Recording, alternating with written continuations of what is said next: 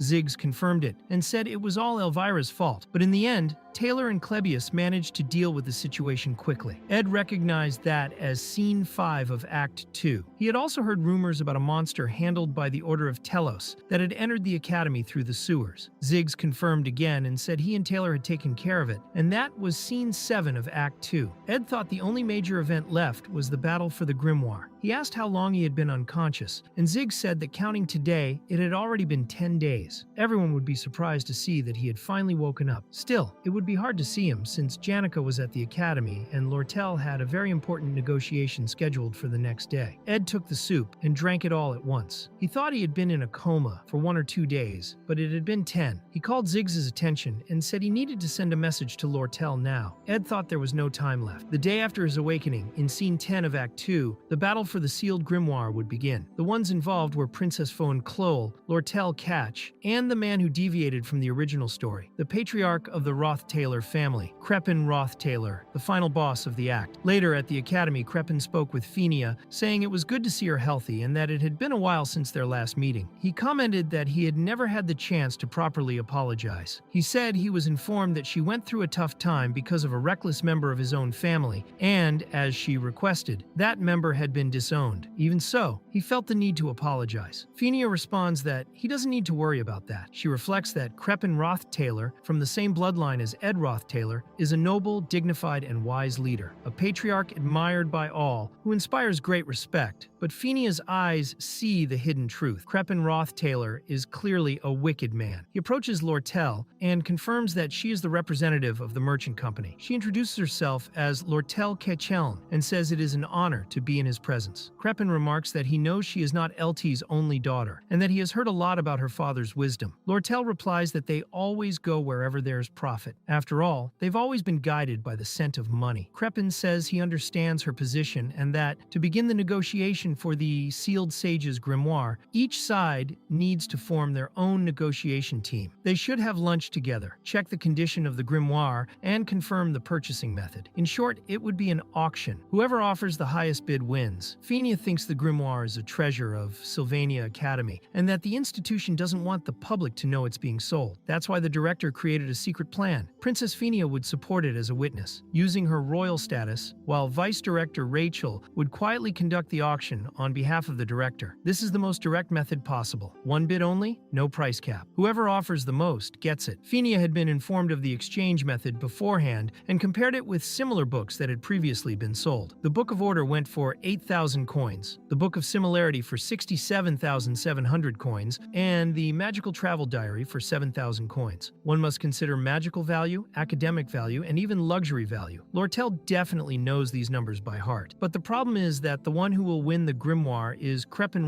Taylor himself. The vice director receives the bids and thanks both parties for their valuable offers. Fenia reflects that this kind of auction requires knowledge of the opponent's financial limit. The key is knowing how far the other side can go. Since Lortell showed profit interest, she shouldn't offer more than 8,000 coins. Any amount above that would be a loss. If Crepin bids just slightly above Lortell's limit, the grimoire will be his. But Crepin Taylor reveals his bid, 85,500 gold coins. Fenia thinks that he's not the kind of person who would visit the academy by choice. He's here solely for the grimoire. However, Lortell's bid was 9,400 coins, and with that, the purchase of the Sealed Sage's grimoire was completed by the merchant company. Fenia wonders why Lortell didn't aim for profit. Crepin says he'll be leaving now, and Fenia, watching him go, questions what Lortell's true goal was. Could it be that from the beginning she wanted to keep the grimoire out of the hands of a man as vile as Crepin? But Fenia also thinks that Lortell would never do anything driven by a sense of justice. Even if Crepin was worse, Lortell has her own dark intentions. Maybe someone asked her to do this. Someone who knows the true nature of the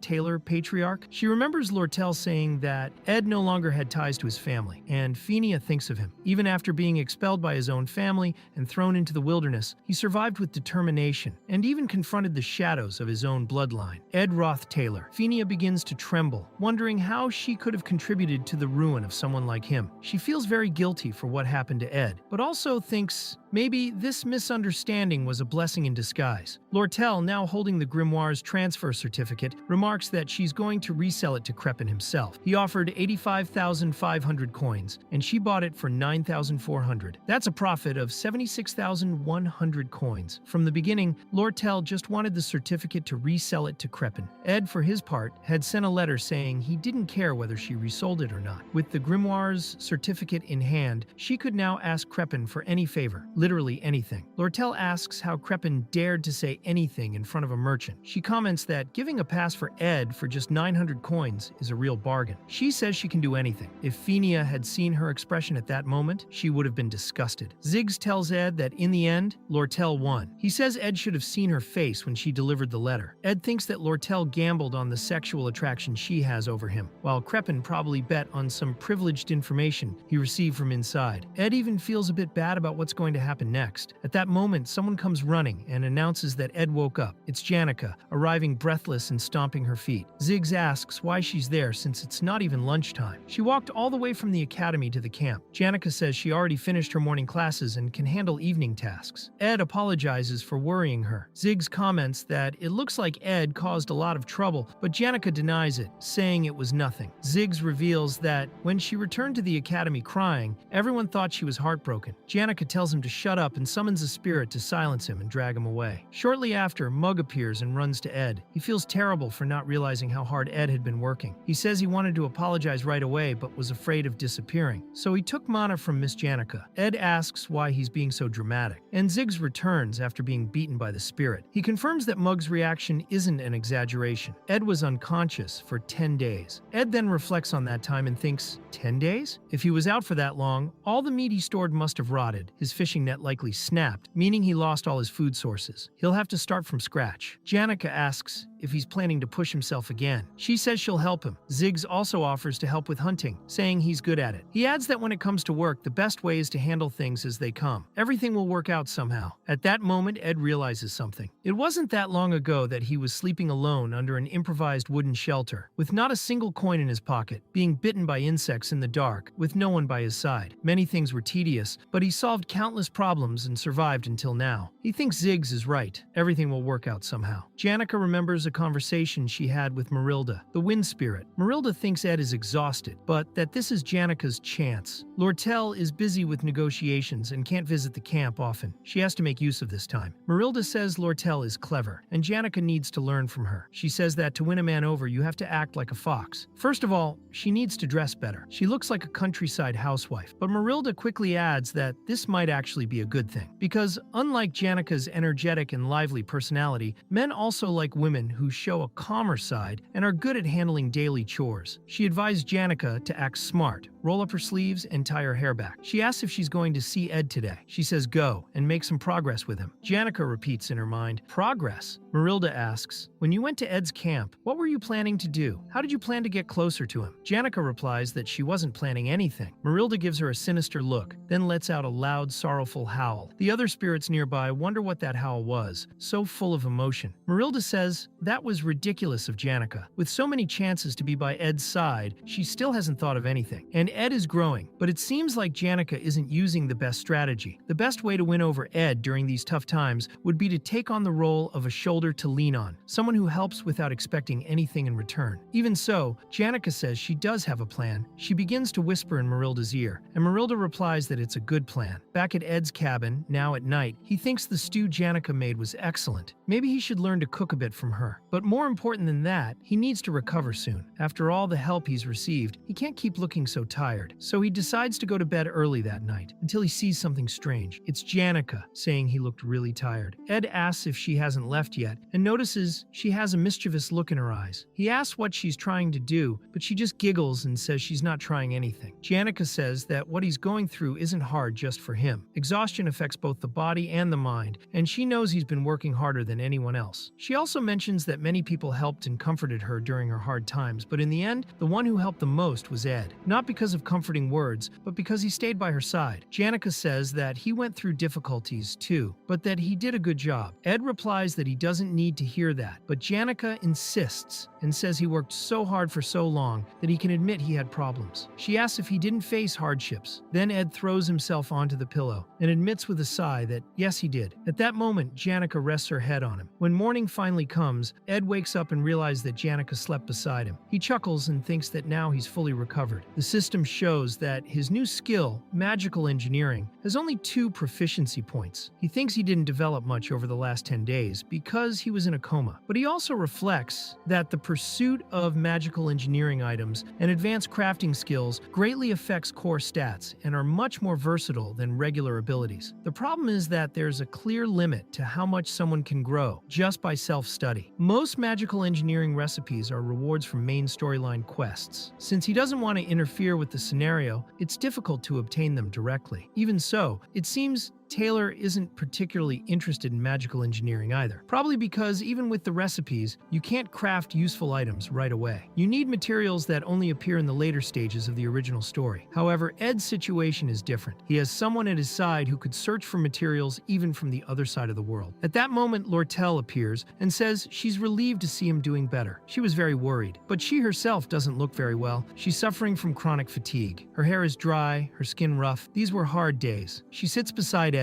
and he asks why she came all the way there if she's so busy. Lortell replies that she needed to rest a bit, and that she also wanted to talk about her company, which was previously named after Elte. Even though Elte was overthrown, she plans to change the name to the Exchange Company and restructure the business. She explains that she needs someone to help manage the employees, organize inventory, oversee product flow, and handle external affairs. Basically, she needs a co-executive. And of course, she was thinking of Ed. Lortell says she imagines him waking up in the morning and going to work in the company building right next to her. He'd have lots of benefits, and since they'd be married, they'd even share the loot. She smiles and says maybe she's thinking too far ahead. But Ed asks Lortell if it isn't strange that she's doing so much for him. Lortell replies that he doesn't understand anything. She says she knows how he feels, that he must be thinking, what's wrong with her? Or, why is she doing all this for me? And that he probably wants to keep everything strictly professional until the end. Ed thinks to himself that yes, that's exactly what he wants. But Lortell continues, saying it's because he doesn't understand. After living a whole life in a world where hundreds of gold coins come and go, and where you never know who will betray you first, what matters most is finding someone who will never betray you. Someone who stays with you even if all the riches disappear. Ed thinks that for some people, that might be family. For others, a lover, and for a few, a friend of decades. But for Lortell, who's seen countless wealthy merchants rise and fall, the fear of falling herself is constant. Lortell asks if Ed couldn't stay by her side. Ed replies, at least say that without laughing. Lortell admits it didn't work, but she almost got him. She says she's human too, and it's hard to pretend. She asks how it felt, if he felt the urge to protect her. Normally, when she shows that face, people's hearts change. She says it's a shame, but still, not everything was a lie. They fall into a slightly awkward silence until Ed says says he intends to graduate from Sylvain, but he has no intention of leaving school until he secures something stable. Lortell replies that she can wait for him to graduate, but Ed knows it's not that simple. She has the free pass in her hands. She comments that it's nice to see him again after so long. Ed thinks he might have done something terrible, and just imagining what will happen in the future already makes him feel indebted to her. Lortell also thinks that this was very dangerous. Her plan was to say that he now belonged to her, but seeing Ed in that state shook everything. If she had waited a second longer, she would have revealed her true face. She even brought the change from the payment for the magical engineering products and thinks it would be strange to go back there and see him again. She decides she can just leave the money in the cabin. But suddenly, who comes out of the cabin is Janica, holding a pillow. She asks if Ed went to the river because she's going to prepare a snack for him. The two of them meet on the path. Lortell asks why Janica left the cabin, and Janica throws the question back, asking why Lortell left the river. And that was the beginning of a new disaster, including for Ed. Later, Ed is in the forest with Mug, and Mug says he needs to drink plenty of water and eat well. He says that if Ed collapses again, he'll end up dying. So, for Mung's sake, he asks Ed to live a healthy life. He says he wants to stay in touch with him. Ed comments that Tarkin must have scolded Mang, and he apologizes for that. Ed thinks that, thanks to Ziggs and Janica, he now has enough food and firewood, and thanks to Lortell, he can furnish his cabin. The only thing on his mind are the 3 letters he received. One from Lortell, asking him to be careful since no one knows what Elta might do. Another from Princess Fenia, with a personal message about Crepin's movements. And the last one from the Academy itself, with an unexpected sender, Professor Glast. He had sent a letter scheduling a meeting with Ed after the conference, but at the time, Ed was unconscious, under the effects of exhaustion. Now he remembers. Professor Glast is the final boss of Act 2, and the final scene of that act has already begun. Ed recalls that Glast always believed a select and talented group could change the world. To revive Sylvain, the great sage, he began researching aspect magic, capable of distorting the laws of the world. But to fully understand it, he needed the sage's sealed grimoire. But the Academy sold out Glast, so in his desperation, he stole the sage's sealed grimoire and tried to inject Sylvain's spirit into the body of Yahello, who had been born with aspect magic. It was, literally, the narrative of a man who had gone mad. But of course, the protagonist, Taylor, took the lead and saved Yahello. He overcame the traps of the secret lab and the spiritual library. After the entire plan was ruined, Professor Glast made a sudden announcement before falling from the top of the magic tower. Despite always dreaming of academic advancement and discovering new talents, he spoke his last words. But Edgar doesn't remember them. In any case, the start of Glast's conquest war is the turning point. It's when the owner of the sage's sealed grimoire changes. The connection formula also changes, and everything starts with the kidnapping of Taylor's friend Yahello by Glast himself. At that moment, Yahello was trapped in a cell, and Glast showed her the waterway demon. He said the creature was quite terrifying, wasn't it? Yahello screamed, saying it was all his fault. She hated him. But that man at that moment was no longer Glast. It was Ed Roth Taylor. Ed asks if she isn't being too cruel, since he was kidnapped with her as well. He asks why he would ever do her harm, and he thinks that yes, he too was kidnapped. That was the final scene of Act 2, the conquest war of Glast, and Ed realizes this wasn't part of his plan. Then it's explained what happened 3 days earlier. Ed had managed to finish everything he couldn't do in the last 10 days due to being in a coma, but because he hadn't trained during that time, it was a major loss. Still, he thinks that Glast's war is about to begin and regrets not having increased his magical engineering level. However, he knows that for that, he needs specific diagrams and materials. He thinks of a way to raise his magical engineering level. The final scene of Glast's conquest war has 4 stages. Among them, the hardest is the third, the secret laboratory. The boss of that stage is Reyna, the librarian from the spiritual library. She is so strong that it's nearly impossible to clear that phase without using the Sword Saint form. But that's Taylor's problem. Ed, on the other hand, is interested in the contents. He remembers that the library is full of extremely valuable magical engineering diagrams. There are more than a dozen. 2 of them are for legendary items. He knows it will be dangerous, but it's fine as long as he doesn't go alone. Later, in Professor Glast's class, he announces that the students Adele from Class B and Yahello from Class C will be joining Class A next semester, of course, because of pure talent. He says that even joining midway will not hinder the class content, so there's no reason to worry. Lortell thinks there are many talented people in that class. Class A had only 3 students, but it will grow to 5 next semester. That makes sense, since it had been years since Glast last supervised a class. She also thinks that Yahello may not be strong in combat, but she has an impressive affinity with aspect magic. Zig stands up, reluctantly, and says the only criterion to enter that class is talent. Students who put in the effort can flourish in unexpected ways. But Glast asks if he's suggesting that they're being underestimated or that he's ruining someone. He says he's not belittling anyone. Then Glast states that the most effective way to ruin someone's life is to rely on vague talent and support it improperly. Lortell sighs and thinks that, even before entering the academy, she had already analyzed the faculty. Glast has a hypocritical obsession with talent, probably because of his daughter. Professor Glast's only daughter, named Mayuri, was a fairly average mage, but he had great faith in her, which is natural for a father. However, Mayuri herself realized that it wasn't a father's faith, but the blind belief of a professor from the magic department. Because of that belief, she was prematurely sent to face monsters. She was still young and ended up dying. Since then, she heard that Glast became obsessed with proving talent. For most of the time he spent at the academy, he devoted himself to the enigmatic research of aspect magic. But those who know his past understand that what he's pursuing isn't exactly aspect magic, but rather its creator, acclaimed as the most talented in history, the greatest sage of all, Sylvain. Perhaps that's why he brought Aelia into this class. Glast then turns to Lortell, but quickly changes his mind and says to forget it, since it has nothing to do with the class. He says he'll talk to her tomorrow. Lortell wonders if he's that eager to talk about the sealed grimoire, but in the end, she doesn't care. Whatever he says will be useless, because the connection ceremony that will transfer the grimoire to her is about to begin.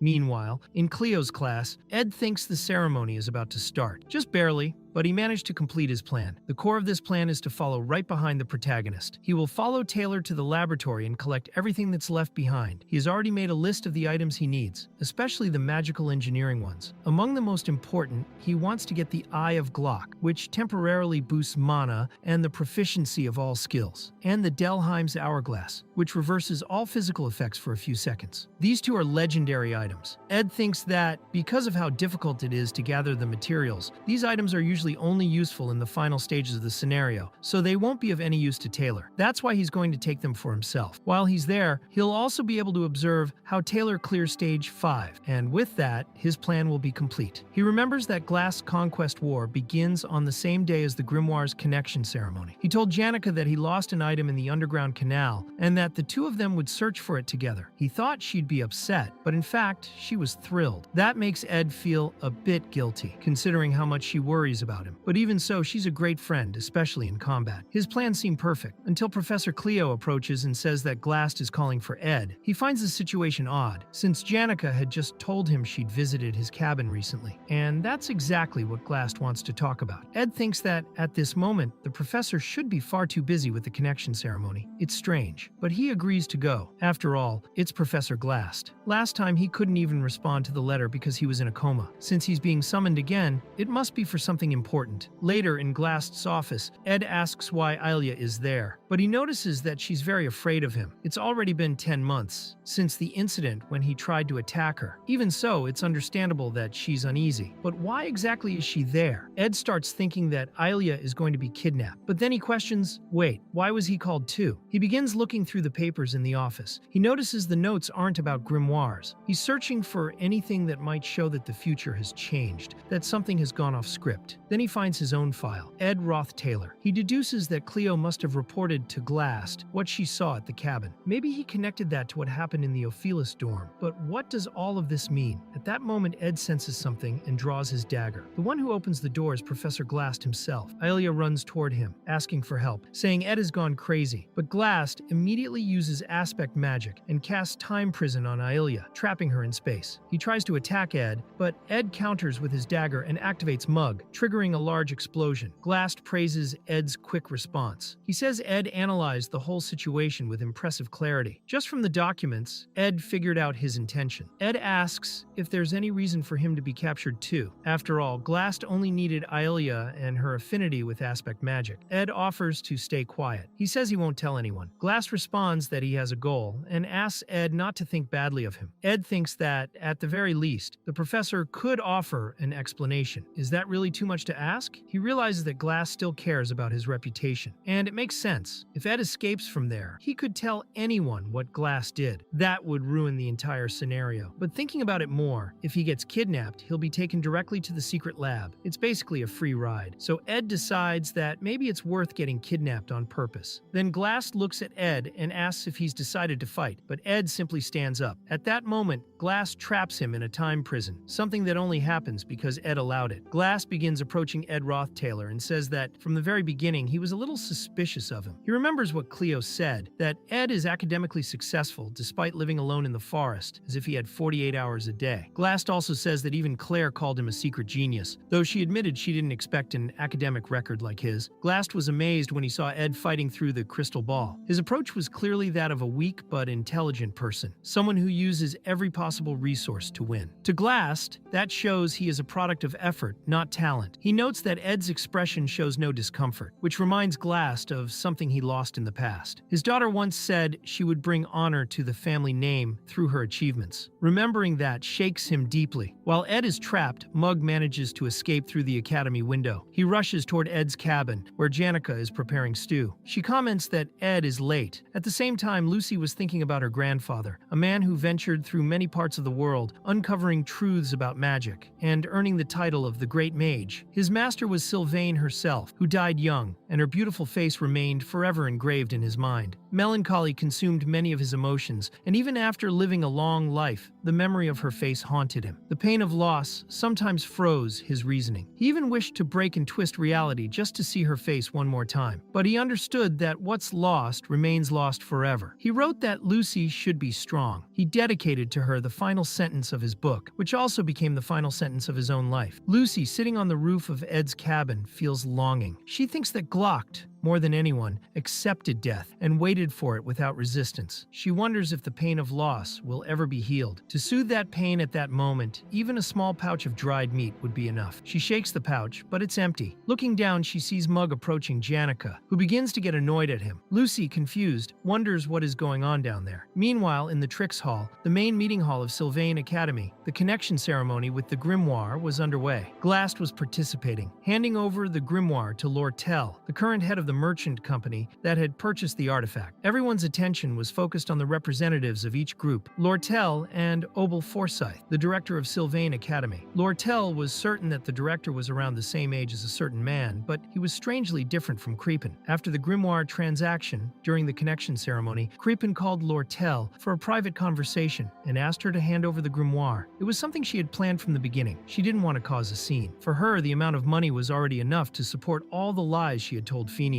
She had asked for an absurd amount, 12,000, or rather, 1,000 gold coins for the grimoire, but Crepin accepted it on the spot. He also warned Lortell that Elta had recruited a group of mercenaries and that they were heading to Sylvain, asking her to make sure nothing went wrong. Lortell thought Crepin was a very unpleasant man, but in the end, it was worth it to extract information from him. At that moment, Lortell was ready. While the connection was happening, Glast was performing a kind of ritual. Lortell commented that she was about to issue a transition certificate and, best of all, would finally secure her free pass with Ed. But then, black and a spectral magic began to spread through the hall. A massive magic circle appeared before the grimoire, and golems were summoned throughout the area. Lortell realized in shock that the grimoire was being taken over by Glast, and it simply vanished. She thought that along with the grimoire, her free pass with Ed had disappeared as well. Despite the absence of Ed Rothtailor, the story continued. Meanwhile, in Professor Glast's secret laboratory, Yahello wondered why, of all people, she ended up trapped with Ed. He, on the other hand, remained calm, only wondering if Glast had already stolen the grimoire. That's when someone told her to shut up. It was a chubby boy with a magala, saying that if they kept yelling like that, the monster would wake up. That was Kun, a researcher. Kun said they were lucky, since Glast had ordered not to use them in experiments. After all, they were still indispensable talents. Ed thought that was true. Kun noticed how calm Ed was and warned that he would be reviewing research, but would keep an eye on both of them. Ed thought there was nothing else he could do. If he just waited, Taylor would show up and play his scene. He had probably probably already passed through the now-ruined library. Ed's plan was to gather replicas of various magical artifacts and magical engineering devices. There was absolutely nothing he could do at that moment. What bothered him, what weighed on his conscience, was knowing that he had to do all this with Alia. Then she threatened him. She said if he took another step, she would start screaming. She told him to leave, threatening to rip his tongue out if he got closer. But Ed replied that he had nothing against her. If he wanted to hurt her, he would have already done it. If he truly intended harm, he wouldn't have missed the opportunity.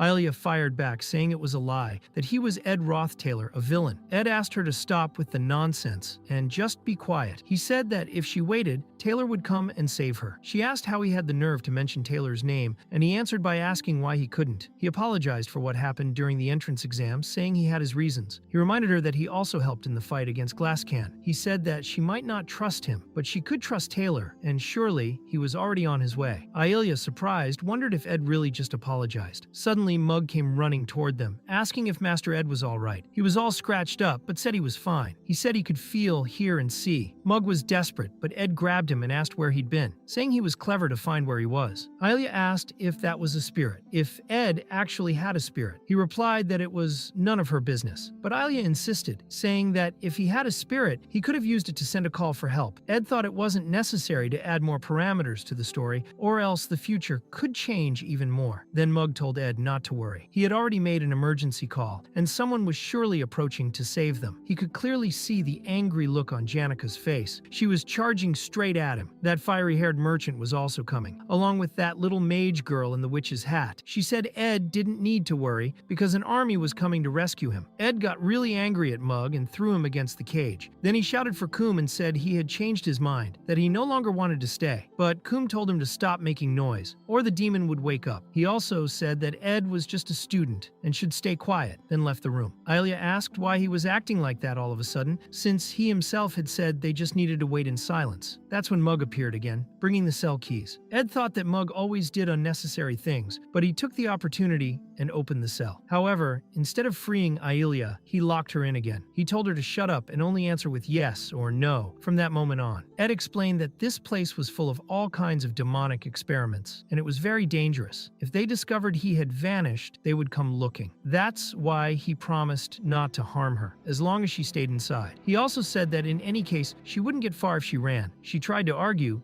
but he cut her off, saying, "Don't respond, only yes or no." And she answered simply, "All right, yes." Then Ed told her to stay quiet and say nothing else. He said he would take care of it himself and ran off. As he ran, Ed thought there would surely be a major twist in Act 2 of Sylvain Academy. He knew how to handle small variables to some extent, and also recognized that if skill levels increased, many problems could be solved just by using information to his advantage. However, it was also common for variables to appear that he couldn't solve on his own, like the battle between Janica and Lortell, that he could probably handle, but there were more complex problems.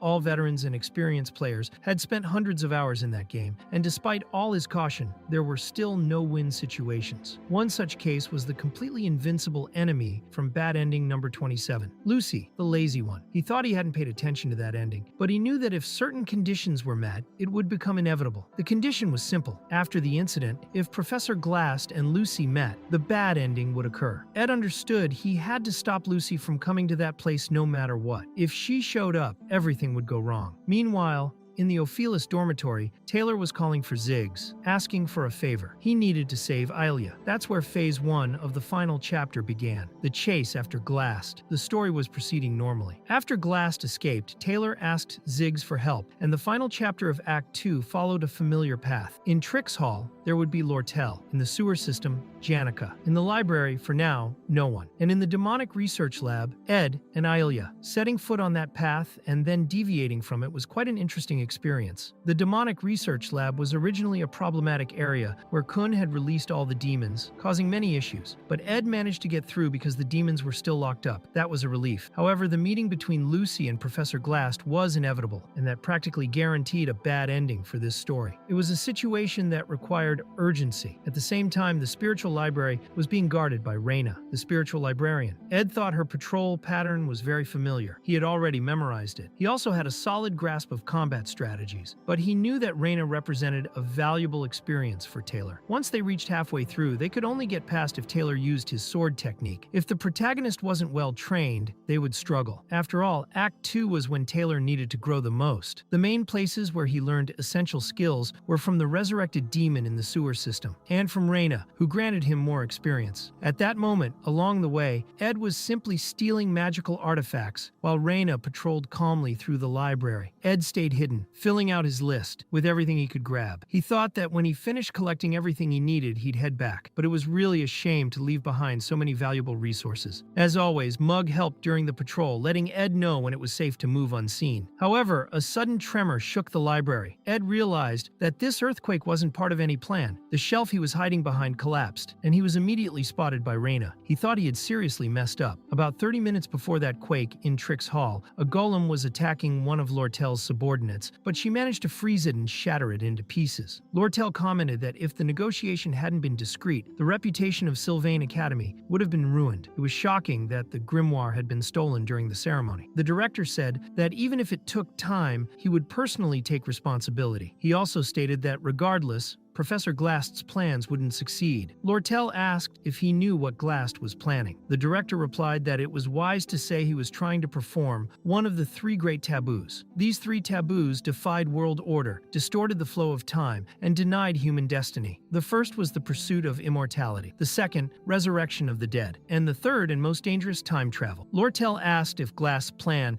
was to revive the dead, and whether the director had known that all along. The director responded with another question, asking if she now considered him insane. He explained that it was talent that moved the world forward, including Sylvain herself and Muri, Glast's daughter, who had tried to advance her talent prematurely, but met a tragic end. The director said that if Glast really completed the resurrection spell, who did Lortell think he would bring back? His daughter or Sylvain herself? Lortell was confused until someone burst through the door, announcing that something serious had happened. Glast had been seen fleeing through the sewers, being chased by student Taylor. According to witnesses, not only had he stolen the grimoire, he had also kidnapped 2 students, Ailia, a first year, and Ed Roth Taylor, a second year. Lortell panicked upon hearing this. She wondered if Ed had really been kidnapped. She also noticed a strange sound nearby. She thought the director, being the greatest wizard of that era, would take responsibility for recovering the grimoire. But at the same time, she herself felt the need to act. It might seem irrational, but she knew the sound came from the sewer direction. Then she saw Tarkin spewing fire everywhere. On his back was Janica, desperate and determined to find Ed. Lortell decided she was going too. She said the director was being too inflexible, so she would retrieve the grimoire herself. She ordered part of her team to stay, but the rest to follow her. She was ready to enter the battle. It was also revealed that a very respected combat alchemist, even within the Alchemist Society, was involved in this incident. It was Dorothy, a third-year student and head of the alchemy department. Her battle power was so formidable that even members of her own club struggled to face her. However, not even Dorothy had managed to showcase her true talent during the first act. Professor Glast recognized that and had been a true mentor to her. But there was a reason behind it all. Dorothy followed all his instructions until at one point she said it was too much. She found herself face to face with Tarkin and Janica, who was furious, demanding to know where Ed was. At that moment, Dorothy fainted, foaming at the mouth. Janica, confused, asked if Tarkin had really said it was this way. She repeated the path to herself. Second left, then right, then left again. She was clearly getting lost. Then she wondered if Dorothy's collapse was her fault. Even so, Janica decided to cover for Dorothy. While she did, Lortell appeared. She observed the scene and thought that, besides Lucy, Janica was surely one of the strongest students in the academy. She knew that Janica could completely destroy the sewers and cause massive chaos if needed, just to ensure Ed's safety. Lortell was already imagining the scene in her head. She pictured Janica rescuing Ed, cradling him in her arms, and then falling in love with her. She imagined the 2 of them getting married, and it drove her insane. Lortell thought that she couldn't allow that to happen under any circumstances. It was obvious that she was a cold and rational person, but when it came to Ed, she could even commit a crime. She then approached Janica and said that Ed had already been rescued, that he was seriously injured and resting in the camp asking for her. She said he was already recovering there. Lortell thought to herself that she needed to save him, but first, she had to get rid of Janica. Janica's suspicious, curious, asked why Lortell was saying all that. She said she had confirmed Ed's location and rushed there like an arrow, reaching the entrance. She said it was impossible they had passed with Ed without her seeing, as she was the first to arrive. Lortell pretended not to understand what she meant. Janica then said it wasn't the time to argue and asked if Lortell had sent anyone to search for Ed. That made Lortell reflect that it was true. Ed was really in danger. Janica said she had asked Lucy for help, but Lucy just yawned and said she was going for a walk, so now she was alone. Lortell agreed that it wasn't the time to get in the way. She told her staff to wait there. The two decided to split up. Janica would take the east side of the sewers and Lortell the west side. Lortell thought that the most important thing now was to rescue Ed, so she ran as fast as she could. Janica ran too. Both were determined to save Ed before the other. Meanwhile,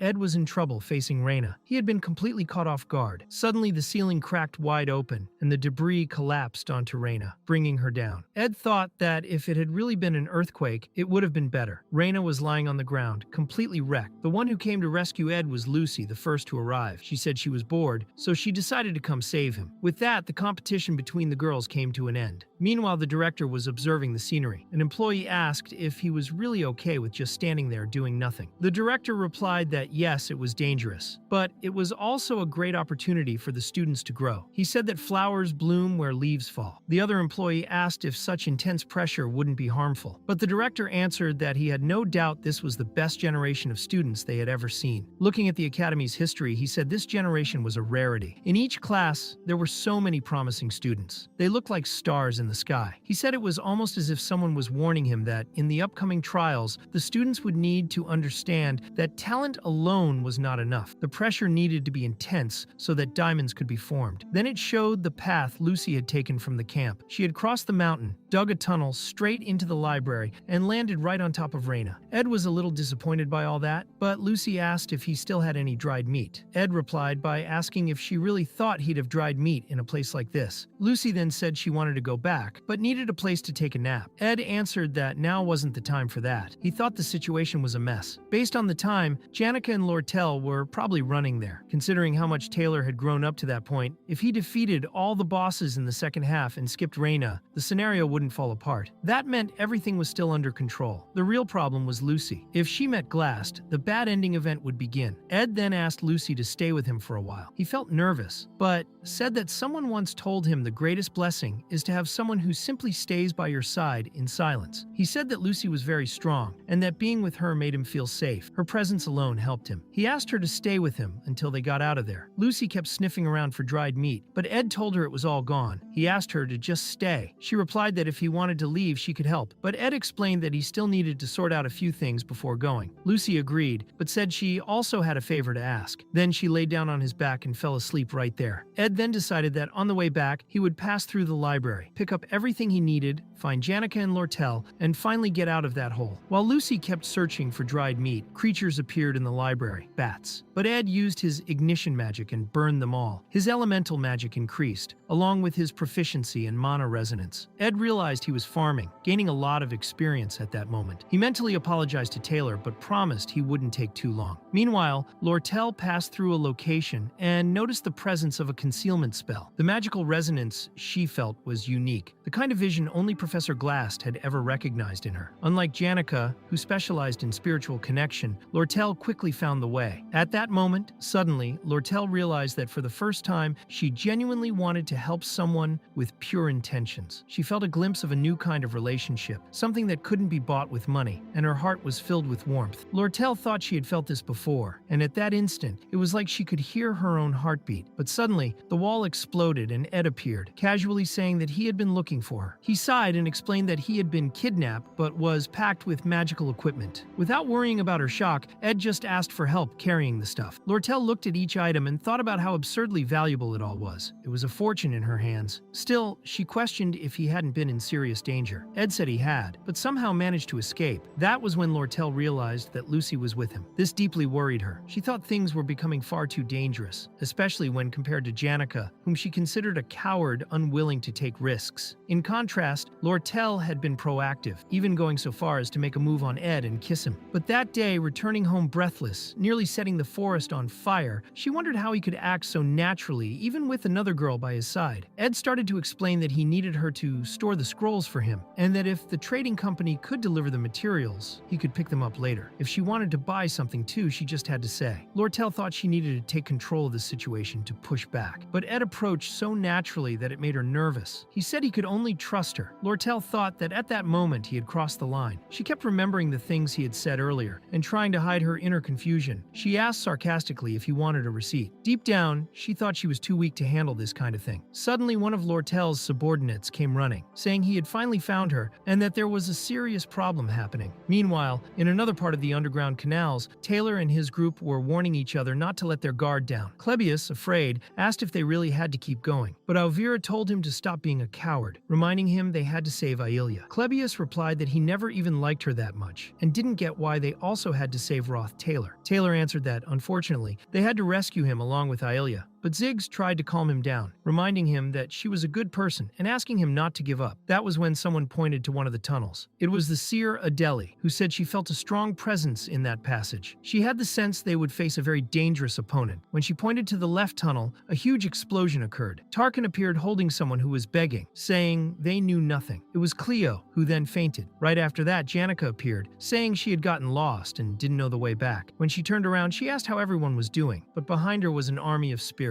Ziggs responded casually, but the rest of the group wasn't as cheerful. Taylor immediately recognized the fear growing inside him. He had already faced Janica in that state, and knew there was no guarantee of victory, but he was determined to do his best. Meanwhile, Janica wondered why everyone was looking at her that way. If she had done something wrong, if she had overreacted with the professor who fainted by herself. Ziggs asked why Taylor was so tense and told him to calm down. Then suddenly a firm voice echoed, saying that was enough. It was Ed, coming from the right tunnel. The group, surprised, reacted by asking what Roth Taylor was doing there. Then Janica approached Ed, asking if he was alright, if he was hurt. Elvira and Taylor watched all of that with great concern, because Taylor had already realized, together with Elvira, Ed's combat style. Even using only basic magic and few tricks, he had managed to face 3 much stronger students. The real problem, however, was the allies Ed had. Taylor thought that since the incident at Ophelis, Ed had definitely become even stronger. If it were just Janica, maybe he could win. But against Ed, the chances were 0. But at that moment, Ed walked past him and said to hurry up because Alia was waiting. Ed moved forward, thinking that now was the time for each of them to play their roles. While Taylor handled the main stage, he would take care of the variables. His plan was to capture Elta. Ed remembered the report from the company employee saying that Elte's mercenaries were with him, which meant it was the moment to act. In the original scenario, he had been completely defeated without even having a chance to react. Elte, the King of Gold, was the mid-boss of Act 2, but this time, he had been removed differently and had escaped. Lortell already knew he was planning a counterattack, but she had made a grave mistake. Many company employees were absent, and Ed had obtained various magical engineering blueprints and schematics. However, if someone asked him what his best tool was, without a doubt, it would be his knowledge of the future. The current scenario was already heading toward the second confrontation with Glast, the final boss. There were no changes in the plan. If Elte was the mid-boss of Act 2, then he had to be defeated in this act. Ed believed he was ready to capture him. He then called Jay and said that if they kept following that route,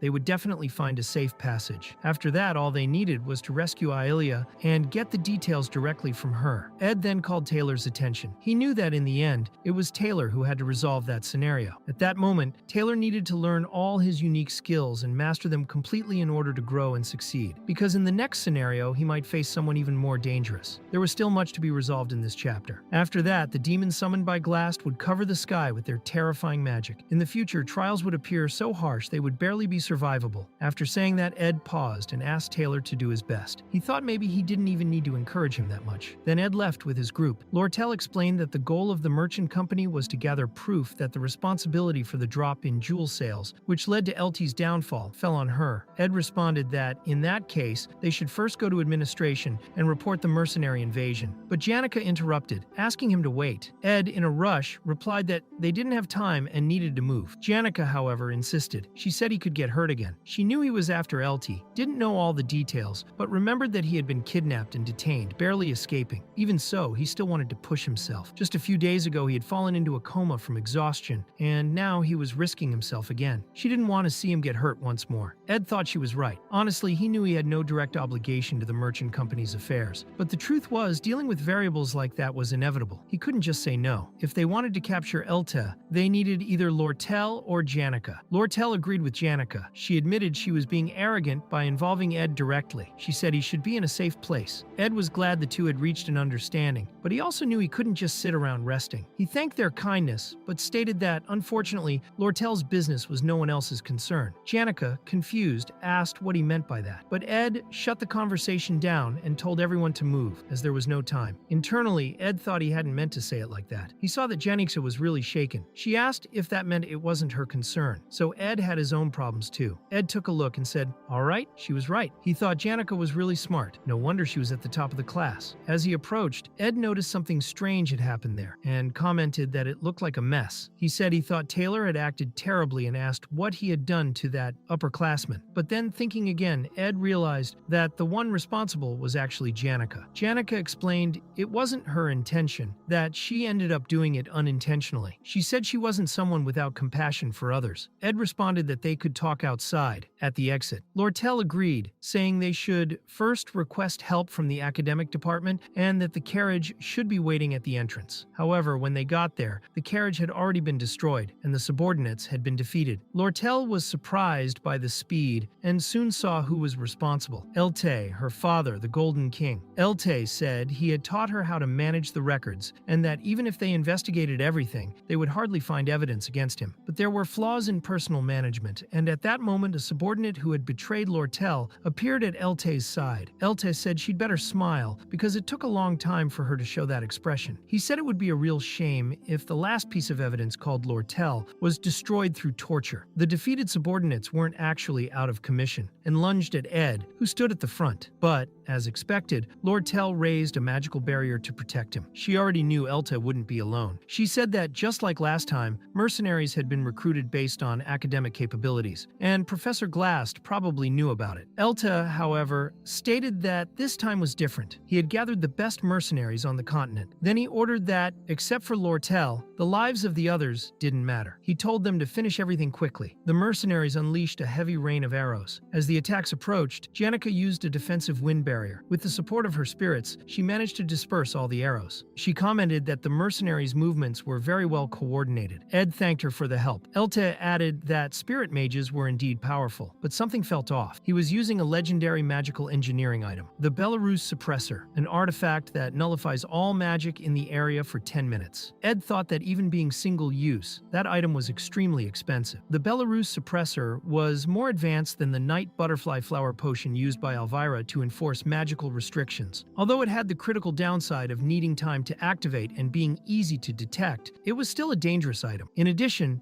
Elte had numbers on his side and an army composed entirely of mages. Lortell said that if the suppressor activated, it would be over. Ed asked how Elte intended to take responsibility for all of it. How would he deal with the consequences? Elte replied that even so, it was better than losing his own life. Ed thought that at the beginning of the story, a third-rate villain who should have fallen and been forgotten was now creating a massive butterfly effect, enough to cause major disruption. In fact, he was talking about himself, and if that boss survived, it would have a huge impact on that world. Elte, the King of Gold, was the mid-boss, but in the end, he was stabbed in the back by Lortell, who left the stage. Elte had murdered Lortell's biological parents and used any means necessary to reach his own glory. He was a complete villain, but he carried no resentment for it. The reason he persisted was simple. He wanted to survive, just like Ed. However, Ed had no intention of yielding. He knew it might sound selfish, but this was his story. At that moment, Ed called Lucy, asking her to wake up. She grumbled that everyone was being too loud, but opened her eyes and activated her magic. After a bright flash, Lucy gathered all her power. That was her awakening. It is then explained that the great mage Glocht, at the end of his life, wrote the book The Memories of Glocht. The content didn't match his fame, and few knew he wrote it while living isolated in a small cabin. One of the only people who knew this was Lucy herself. Her grandfather always said she had natural talent, a blessing from the stars. But he also said that wasn't a reason to stop studying. He asked Lucy to remain humble with her power and to be careful with loneliness, because the kind of strength that dominates everything is always followed by bitter solitude. That's why he made his granddaughter promise 3 things. The first, never kill. Avoid as much as possible, even by accident, staining her hands with blood. At least while in the academy, she should remain faithful to the life of a student. At that moment, the mercenaries were completely terrified. None of them could move. It was as if they had never witnessed so much power in one place. In truth, it was instinctive. Their bodies refused to move out of sheer fear of dying. It was as if, seeing that light passing through them, they thought, let's stop here. Elta, confused, asked why everyone was frozen. One of the mercenaries tried to justify it by saying it must be some kind of spell, and even so, tried to attack Lucy. But Lucy wasn't a mage who controlled magic with precision. Despite being a mage, she had no refinement. Her power was pure brute force, a compression of overwhelmingly powerful magic. When she reacted, Lucy unleashed an explosion so violent that it launched the mercenary far away. Her magic was basically pure violence. Elte commented that he still hadn't activated the artifact, that it just needed a little more time. Lucy then approached him and said he seemed to be the leader. If they captured him, everything would end right there. But at that moment, Ed appeared and said it was already enough, that it was better to stop there. Suddenly, Ed felt a strong tremor throughout the entire area. He looked up at the sky and saw massive black lightning bolts cutting through the air. Ed immediately recognized it. That was the high-level spell cast by Professor Glast, known as Infernal Ascension. It was magic that defied the natural order itself. The sky, covered by 10 magic towers, was the stage for the climax of the second act, the setting for the final battle. Ed thought the timing was perfect. That meant Taylor had probably already defeated the monster underground and learned his core skill. He now had all the necessary companions by his side. It would still take a little longer, but Taylor would be able to stop Glast. The fact that Infernal Ascension was happening at exactly the same time as in the original game meant the main scenario was flowing correctly. Since it was an irregular spell, far beyond anything else in the world, everyone was shocked, including Janica and Lortell, who couldn't understand what they were seeing. But Lucy could. She explained that each of the 10 towers of magical energy played the role of absorbing a different type of advanced magic. She said she wasn't sure, but it looked close to a possible resurrection of the dead. Ed thought about the epilogue shown after completing the second act in the game. In it,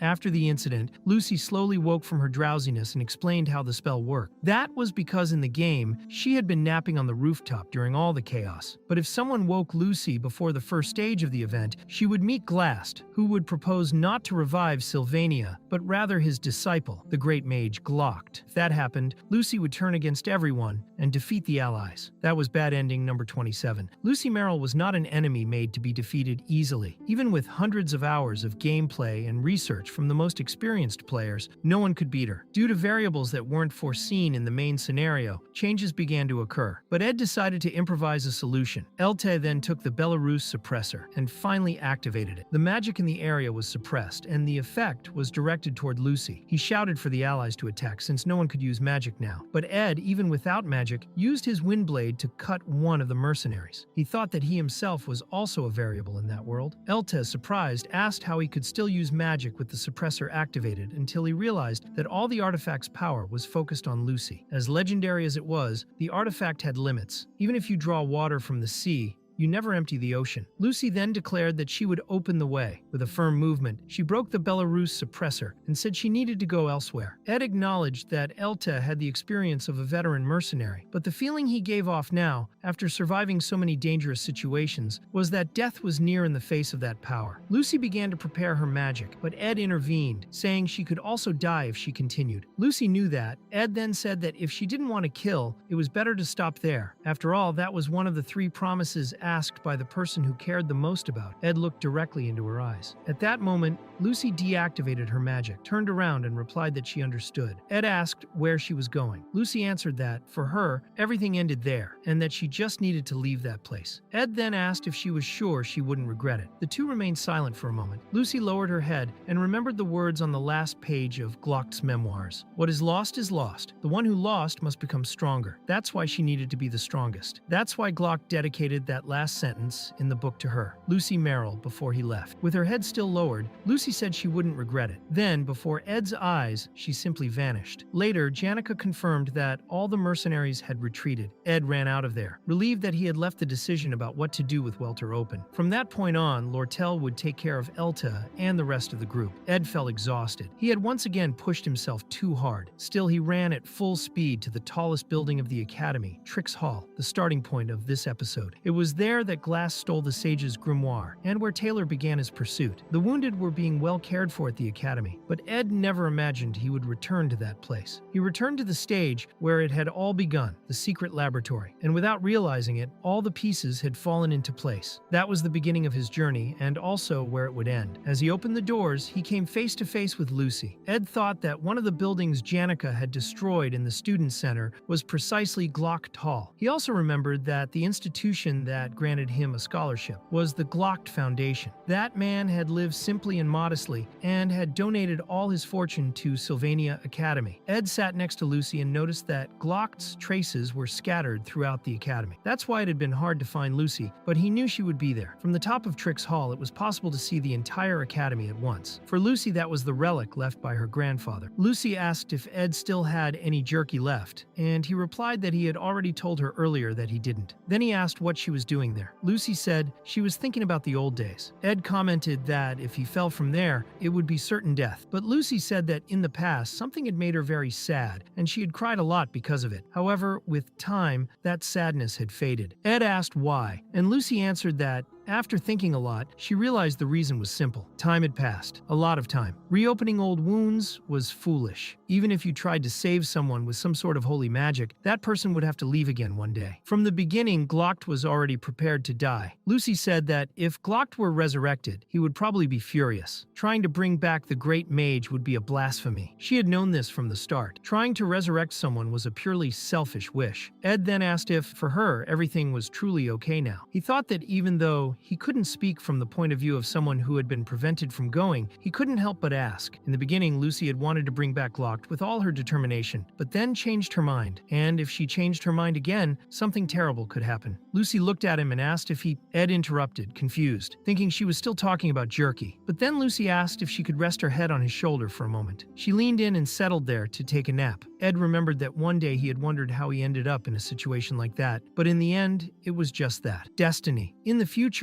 it would be hard to find someone as passionate about holy magic research as Professor Glast. Even the study of resurrection magic would end with his passing. The dead are dead. What was lost is already gone. The form of loss is different for everyone, but it comes to all. That's why it's important to accept loss and to learn to value what you have now. Lucy, silently crying, understood that truth. Ed thought that, at that moment, the two of them simply sat there for a long time, gazing together at the great tower of energy in the sky. The starry sky above them was truly incredible to behold, but that brief moment of peace was interrupted when a giant rose to protect the sacrifice. It was clear who was fighting now, Taylor and his group. The ancient weapon created by Glast stood before them, with its power core being none other than Aelia. That was the magic golem, Glast's final trump card, and now the final battle against him began. The climax of the second act of the so-called failed swordsman of Sylvania. This was the final page of that stage of the story, the decisive moment, the rescue of Aelia, imprisoned in the heart of the golem. After a massive explosion caused by one of the golem's attacks, it was Jay who took the full impact and opened a gap. Taylor then ran, jumping over the golem's arm with speed, taking advantage of the opening. As Glast was attacked, he thought that his nearsightedness was getting worse. Without his glasses, he couldn't see anything clearly. Then he was struck in the shoulder. While trying to resist, Glast reflected that his life as a professor was like reading a static text. He spent his days immersed in the conclusions of sages, analyzing holy energy, managing curricula, and reviewing academic materials. Time passed, and the view outside his office window changed. When it snowed, the freshman from elemental studies would frequently come to his office, saying she wanted to train intermediate magic. When it rained, the youngest professor, who had caused that big accident, would always come begging for forgiveness. And on windy days, the former headmaster, who passed by on his way to work, would always stop to have a cup of tea with him. Even after becoming headmaster, Glast remained there, in the same place, surrounded by papers. Deep down, he wished his painful memories would disappear. That was why he took the grimoire. He then reacted and hurled Taylor away, breaking his sword. Next, he used small-scale temporal reversal magic to heal his wound. But he thought, frustrated, that even with that power, the memories still remained. As he prepared another attack with the magic golem, Klebius asked fearfully what that thing was. Glast then used an even more powerful spell, multiple temporal reversal, capable of completely stopping time. Ziggs was thrown back, but soon time also stopped for him. Taylor barely managed to hold on even with his sword broken. Glast, with blurred vision, could barely see what was in front of him. He could only see, beyond the long darkness of his closed eyes, all that he had lost in the past. He believed he was almost at his limit, but Taylor rose once again. Glast asked them to give up, to stop trying to fight him, but a great magic emerged from the heart of the golem, breaking its structure into countless pieces. Not even Glast understood what was happening. It was Taylor who had activated his transformation, wielding the divine sword of death. Glast, however, once again turned back time, rebuilding the golem entirely with his sacred magic. He even reversed the surrounding environment, even if it cost the lives of everyone around him. He said it was useless to resist. But at that moment, an ice spear launched by Ziggs struck him, opening a new gap. Taylor was not the only one with room to act. Jay had also cleared a path. Pressured, Glast thought that everything he had done had led him to that moment. His magic golem exploded completely. Then, in the middle of the smoke, Taylor appeared wielding his divine sword and finally managed to save Yahello. With the battle over, Glast admitted his defeat. He fell from his great magic tower, his vision still blurred, missing his daughter. However, before hitting the ground, he activated a sacred spatial leap spell, falling into a time reversal incantation that transported him far from there. It was the last resort he had to survive. Still, Glast was gravely wounded, bleeding, and would probably die anyway. It is explained that in the original script it was already certain that nothing else would happen beyond that point. The fate of Glast, the professor who carried so many regrets, was sealed. He would certainly die there. But at that moment, Ed appeared, and Glast remarked that it was already time for the curfew. But Ed felt there was still something he wanted to check before that happened. 1 hour earlier, Lortell believed the mercenaries had already been taken by Janica, and that Elta had been detained by the company. The dangerous elements had been dealt with, so as long as she confirmed Ed was safe, everything would be fine. At that moment, she found Ed with Lucy, who was lightly clinging to his sleeve, which made Lortell confused and alert. Soon after, Cleo and Dorothy also appeared, visibly exhausted. Ed wondered why they were crying, but both were in shock upon seeing something unexpected. The one who had defeated them was there, Tarkan, standing next to Janica. Janica asked Ed if he had really said the tower was being powered by a sacred weapon, as she wanted to confirm that information. At that point, it had become a conflict involving Ed, but at first, Janica was doing it to protect the forest to the north, where the spirits live. However, a few days ago, Tarkan said he had detected in that forest the same magic found in the tower. It was a spectral magic, and there was no doubt who was behind it. The problem was that there were no magic towers in the northern forest. So what was Glast doing there? Ed thought that since no serious accident had occurred since then, maybe he didn't need to do anything else. But just then, Dorothy fainted again, and Ed thought that even after they had dealt with Elta, it was still hard to imagine the impact of all this on future developments. That was why he wanted to double check, and that was why he now stood before Professor Glast, who was clearly on the verge of death. Janica asked what he was doing there, and Glast replied that he was looking at the moon, finding it amusing. But the others said there was nothing funny about it. Glast knew he was in a ridiculous situation, and Ed asked if he knew he had failed. Glast replied that yes, he would have failed anyway. He had been reckless, never thought he would be defeated by his own students. And even if he had won, the headmaster would still have defeated him. Maybe he hadn't been stopped earlier because of the headmaster's feelings for him. Glast admitted that Ed was a better student than he had imagined, but he realized it too late. Ed then asked why he had been kidnapped, and the professor explained that Ed had an impressive ability. At first, he thought he might be useful in his plans, but Ed passed out from exhaustion, and the plan failed. He captured him quickly, but when he returned, Ed had already disappeared. Glast said that dying alone there was the price for his sins, and that it wasn't a bad trade, considering the gravity of what he had done. The 17 years he spent with his daughter were anything but lonely. They were very long years, but they passed quickly. Ed asked if he had a long history with Professor Claire, since it would have been 4 years of undergraduate studies, and 5 more after she became a professor. If he had stayed until the end of her term, they would have known each other for 17 years. Ed mentioned that he met Claire on his way there, and she was crying. She had said that Glast was the kind of person anyone would hate, strict, petty, grumpy, selfish, and arrogant. He was someone you had to work hard to like, but still, he was the greatest scholar she had ever known. At that moment, everyone figured Glast also knew his own fate. Dorothy was very shaken because, like it or not, Glast had helped her discover herself. Even so, he took Luna as a hostage, and in the end, no one could deny that he had strayed from the path. Glast mocked his own situation, thinking he would die alone, but that was a mistake. If you think about it, Claire became an assistant professor at a young age, and Dorothy a veteran in the alchemy department, even without any special talent. Professor Glast often said that people without talent had no value, yet still, tirelessly, he dug deep and nurtured the hidden talents of his students. It was as if, deep down, he was trying to tell himself that his own daughter also had value. In the end, he wasted those years only to die alone. Despite everything, he was a mentor to some, a companion to others, and left his mark on everyone's heart. Professor Glast was terribly nearsighted and, over time, became unable to see anything without his glasses, not even his own reflection. He said that before using the demonic advent, he saw the Library of Souls and told Ed that he had worked hard to obtain the legendary recipes. But in the end, it was all meaningless. Ed asked what he meant by that, and Glast just pulled a key from his pocket, saying he was impressed and that Ed should now clean up that whole mess with his own hands. He handed over the key and declared that from that moment on, the library was Ed's responsibility. Ed asked why he was giving that to him, and Glast replied that maybe he wouldn't hate him as much if he did. He then explained that there was a safe under Reina's desk and instructed Ed to take everything from there before the Academy launched an investigation. Finally, he left a message for Lucy, asking her to pay more attention to her surroundings. Ed thought those were wise words. He couldn't see Lucy's expression at that moment because she was outside his field of view, but he felt when she tightly grabbed his clothes. Professor Glast, eyes already closed, rested peacefully against a tree. With the moonlight illuminating his body, at first glance, he looked like he was just sleeping. They stood there for a long time, silently watching Glast's body. Later, Ed heard the rumors spreading. People said that first he was involved in the incident with Glast, then the takeover of the Ophelis dormitory, and now the theft of the grimoire. He was present in everything, and they called it true misfortune. He heard it repeatedly. It's always Ed Rothtaylor. Ed thought he had been hearing that all night. In his official report, he only wrote that he had been kidnapped by Professor Glast, tried to escape, sought help, and after that, found Taylor and his group. That was all he had declared. He wondered if only now the principal had decided to act like a real leader of the academy. Ed said that was what he had written in his statement. Janica and Lortell had come to help him afterward. But then the principal asked if he had escaped alone and left Ailia, who had been kidnapped with him. Ed thought that Ailia had been immobilized, and besides that, she didn't trust him. The principal replied that it was enough and admitted he was starting to distrust Ed a lot. According to him, the boy was acting like a side character, someone who didn't know anything, but seemed to know too much. Ed replied that he was almost flattered by that, and the principal commented that he was a very cunning student. In the Ophelis dormitory incident, and now again, he recognized that Ed had actually been a student victim of the academy's negligence. Ed wondered if the principal had really read his statement or was just basing it on his school records. The principal acknowledged that Ed had worked very hard and said he deserved a good reward for everything he had done. Later,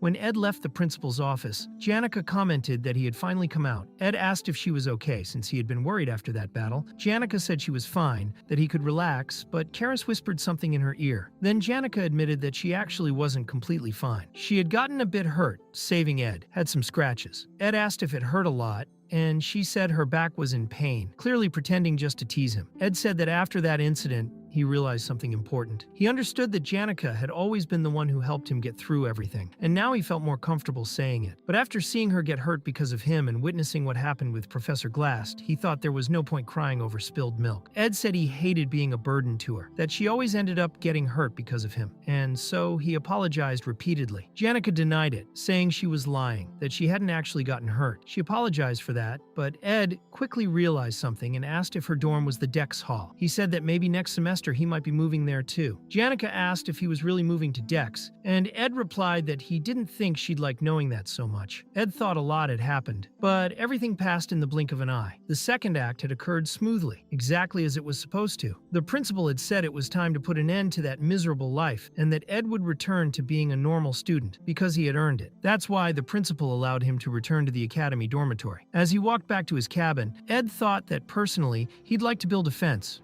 grow some food, and reinforce the cabin's structure. But he understood it was all pointless, because maybe his life at the camp had come to an end. Just then, Lucy fell from the roof with a terrified expression. Lucy started remembering a moment from the past, wondering if it was going to rain. She was in the Lamelin mountain range in the north, but didn't understand why she was dreaming of her childhood. Since it was a dream, she decided to look for her old man. He was there, sitting in his chair, and she was impressed. But when she entered the room, everything changed. When he turned around, he was a rotting corpse, asking why she hadn't saved him. Lucy realized it was a nightmare and calmly woke up. One of the maids appeared and asked if she was awake, saying they would get her ready for school. Lucy remained silent, activated her high-level spatial magic, and fled into the forest. She arrived just as Ed was returning to his cabin. Upon seeing him, she felt a strange sense of relief and wondered if it was going to rain. But when she heard Ed mention that his life at the camp was ending, she slipped off the roof and fell. Lucy became completely desperate, and Ed, upon seeing her, remembered a professor who used to say that when it comes to people like that, the best approach is to ignore them. The professor would say that if your goal was to have a pet-like family member, the best way was to act as if they didn't exist, because that way the cat would become more affectionate. It was harder than getting a girlfriend. Ed remembered that was the experienced Professor Flubin, whose classes were very popular. At first, Ed did poorly in them, but began to study harder, and now almost no one could surpass him. When the class ended, Professor Flubin called Ed to his office and asked if he knew about the academic scholarship program. Ed replied that it was the one that reduced part of the tuition in exchange for completing academic tasks. The professor explained that it was a great opportunity for him. Ed asked what kind of work it would be, and the professor replied, probably all kinds of tasks, but especially helping Professor Cleo, who was overwhelmed since taking over the responsibilities left by Professor Glast. The student Inez was very capable, but couldn't handle everything alone. The professor said that at the end of the semester, Ed could take care of the evaluations. And during the break, the conference schedules, and even the freshman placement. Ed thought that if the freshmen were arriving, that guy would be entering too. At that moment, Lortell was with the Sealed Sage's grimoire and said that Ed's magical sensitivity was truly impressive, but she wondered if she should really resell that grimoire to Crepin, since Ed had insisted so much that she buy it. She thought he didn't want Crepin to have it. Even so, she bought it with the intention of reselling, because there was a lot of money involved, so she had to be smart. She remembered the free pass she had received from Ed and blushed just thinking about it. She told herself just this one more deal, and then she'd stop. Lortell also wondered who would teach in place of Professor Glast now, but at least she didn't have to worry about the camp anymore. At the end of the semester, it wouldn't be just her who was busy. Janica and Ed would also have little time to see each other. As for Lucy, according to Lortell, she probably wouldn't go through such drastic changes, but even so, she had a very bad feeling. She didn't know exactly what it was, but something was deeply bothering her. Meanwhile, at the cabin, Lucy commented that the firewood was running out and that it wouldn't be enough to get through the winter. Ed agreed, saying she was right. Lucy asked why he hadn't been hunting lately, and Ed was surprised that she was actually saying something useful that day. He realized he had been a bit careless with the camp, since lately he had been thinking a lot about the possibility of moving to the Dex building. If that really happened, he would have less contact with Lucy, and maybe things would become more stable if he distanced himself from her. At that moment, Janica appeared running, full of energy. Ed asked if she had already finished her classes, and Janica explained that Professor Marie's class, which was scheduled for the late afternoon, had been canceled, so she decided to go to the camp. She said that when winter break came, Ed wouldn't be able to stay at the camp anymore, so she wanted to visit him as much as possible and spend good times with him. She mentioned she was a bit sad that this lifestyle was coming to an end, because she really liked that camp. She said not being able to come back there was a shame, but she understood that the environment was also important to him. If Ed really wanted to move to the Dex building, he just had to say so. She offered to help him with whatever he needed. While Janica was speaking, Ed discreetly took Professor Glast's key and thought it was time to open the secret vault, but Janica handed him a letter. Ed asked if it was a registration form for the Dex building, and Janica confirmed, saying that if he left it to the last minute, he might miss the chance. That's why it was better for him to keep the form until he made up his mind. Ed sincerely thanked her, and Janica said she had already filled out hers, so they could do it together. However, just as they were about to start filling out the form, Lucy suddenly appeared in front of them, very nervous. She shouted, telling them to stop, and asked Ed not to accept the form. Ed thought that everything started that day. Later, while he was practicing spiritual magic, Mug commented that Ed had accumulated a lot of experience, and Janica praised him, saying he had improved very quickly. She added that Ed's spiritual sensitivity had already surpassed that of many apprentices, and that his mana sensitivity had also improved a lot. Then she looked at Lucy and asked if she had done something wrong, because normally Lucy's appearance was impeccable thanks to the maids at the Ophelis dorm, but that day she had escaped from the dorm still in her pajamas. Ed thought that his mana sensitivity had indeed improved a lot, and now he wanted to start learning intermediate magic. Even so, he realized it was much harder harder than he had imagined. Even practicing all day, he still hadn't managed to master even the basics. While he practiced, Lucy sat in his lap, and even in the dining hall, she was on his back. Janica apologized, asking if she had done something wrong, but Ed noticed that Lucy's hostility was being directed at Janica. However, Lucy's expression was more fearful than angry. Ed went back to practicing magic, but still found intermediate magic extremely difficult. That was when someone called out to him, and as expected, it was Lucy. She asked with serious eyes what she was supposed to do when Ed left that place. Ed replied that he already had a place to go. He mentioned he needed to check the fireplace, as the nights were getting colder, and if they stayed there without care, they could end up freezing. However, if he went to the Dex building, he wouldn't have to worry about that anymore. He was thinking of finishing everything before he left, but Lucy called him again. This time, her gaze was much more serious, and she said firmly that she wanted to go with him.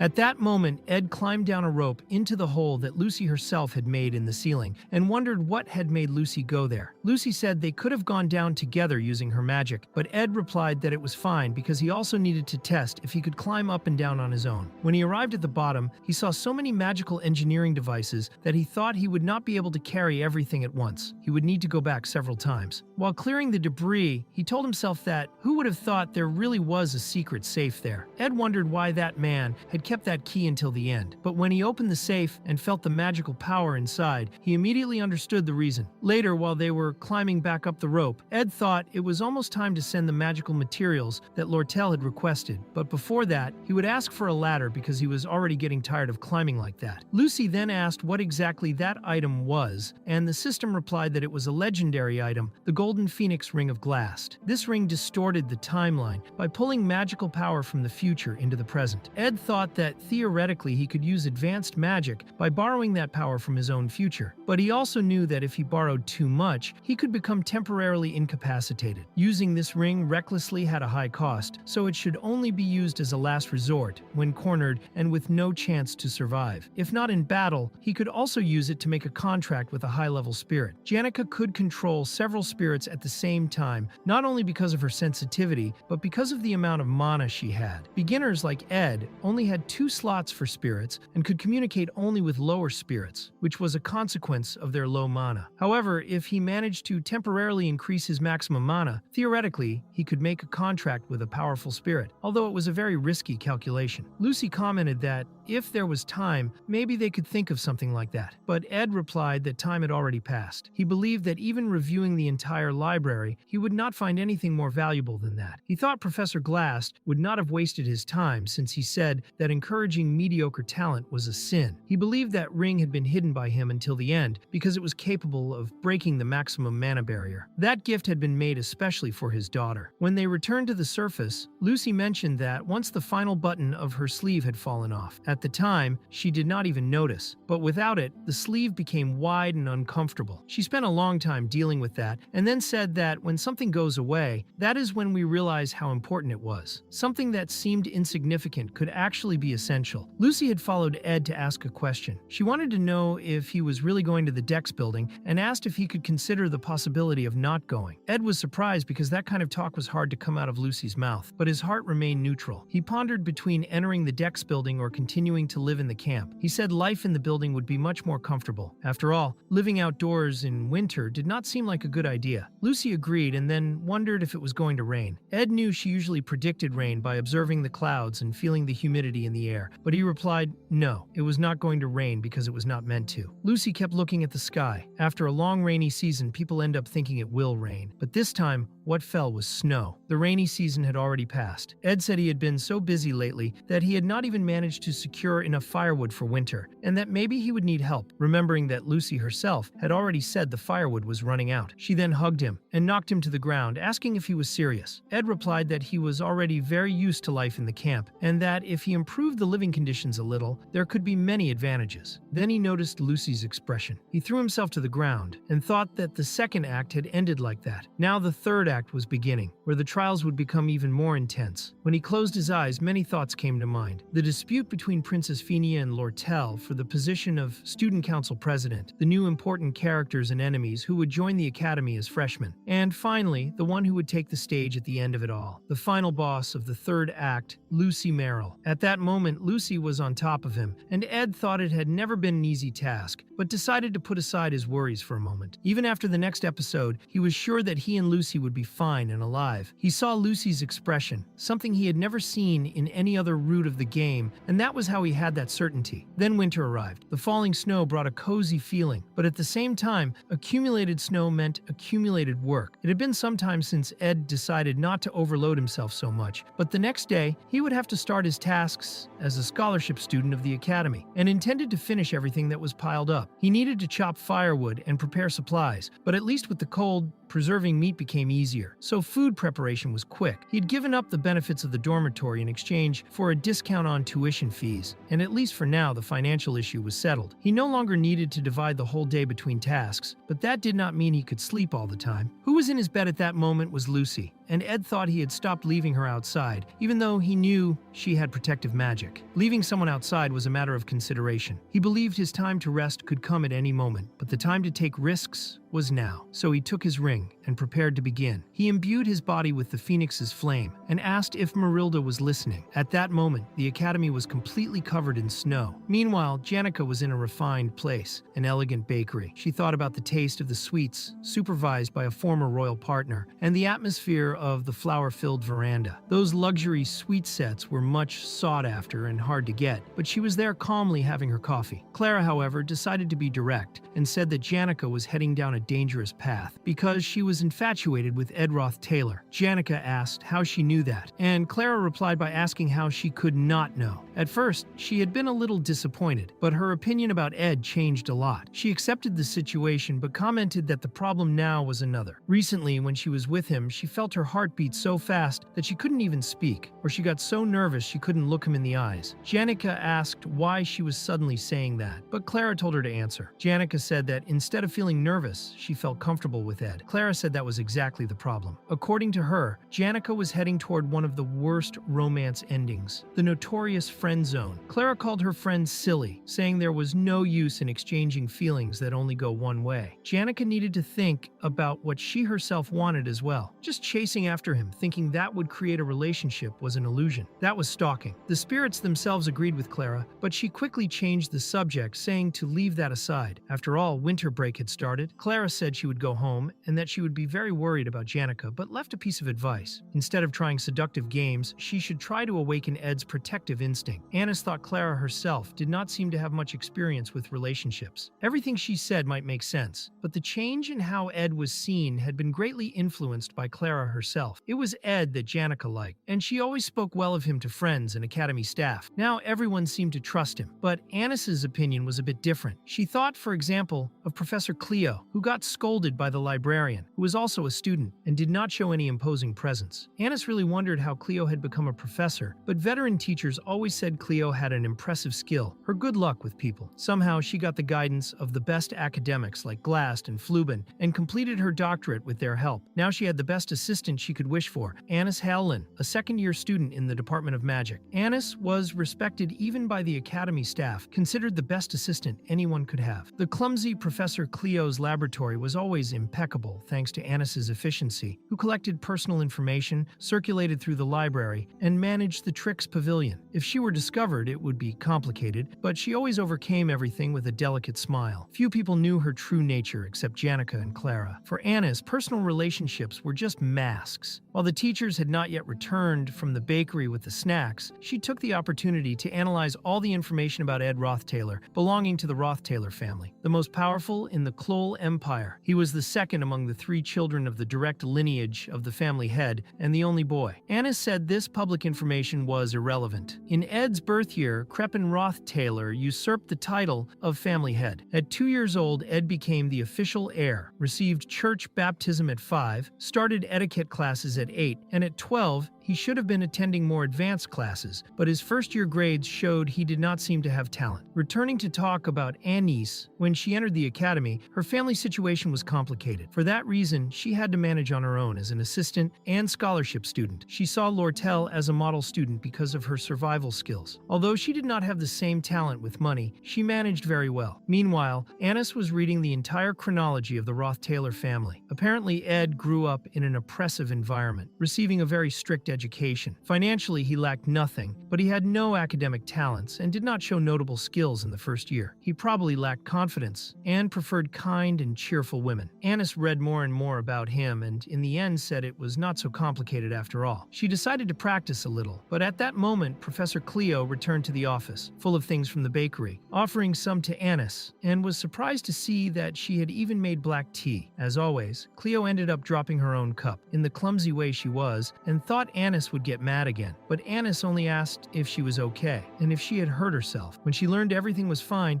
she said it was good that she had not gotten hurt. Cleo was really impressed with that kindness. Later, Ed commented that it was difficult to wash his own school uniform, so he thanked Belly, who replied that washing one more uniform did not increase her workload. Besides that, she always ended up helping those who were supposed to serve her. She mentioned that lately, while washing Miss Lucy's clothes, she noticed many hairs stuck to them, and when washing Ed's clothes, she could smell Miss Lucy's perfume and saw several white hairs. Ed thought it was true. Lucy had been clinging to him a lot lately, and he found it impressive that Belle could notice that just from washing clothes. If she were not a maid, she would certainly be an investigator. Belle then asked why Ed still kept formalities with her, and he replied that he only felt comfortable that way. Belle said she felt more comfortable without formalities. Ed thought the position of head maid was equivalent to a senior position among academy staff, and since he was no longer a noble nor a student of the Ophelis Hall, it was hard not to treat her formally. Still, she insisted that he did not need to do that, but Ed said he would keep the formalities, calling her Miss Belle, and explained she had a very important position. Belle replied that he could feel free to be informal, since he had many more people to take care of than she did. She also said that worrying too much could become a burden, and that the decisions of the young ladies around him were their own choices. Even so, she said she could help if needed. The workplace was stable, so everything was fine. Belle said they had already finished the construction at the Phyllis dormitory, and Ed was impressed that they had restored everything so quickly after so much destruction. She explained they were receiving freshmen, and that was why it was so important. She said that among the 7 new residents they should attend, one had already enrolled at the Phyllis dormitory and was moving in. Ed asked if it was Tanya Roth-Taylor, and Belle asked if he already knew, so she concluded it was her. Ed thought these holidays would be quite complicated now that his little sister was arriving. Back at the camp, Ziggs spoke to Ed and said he would return to his homeland during these holidays. Ed asked if Elka would also return,